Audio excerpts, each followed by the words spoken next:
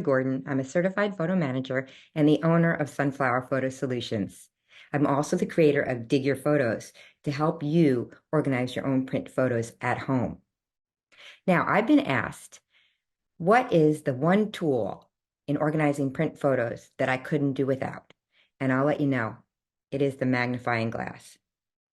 Well, that's not pretty. But I've used the magnifying glass almost on a daily basis.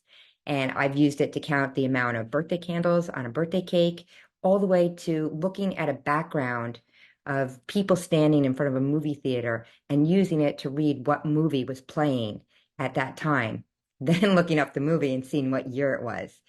The magnifying glass really comes in handy. And even if you're having trouble with the magnifying glass, if you use a flashlight for extra light with the magnifying glass, it's even more powerful. So that is one thing that I would invest if you were organizing your own print photos. Of course, if you buy Dig Your Photos, it does come with a magnifying glass and all the other tools that a certified photo manager would use. Thank you for listening. Till next time.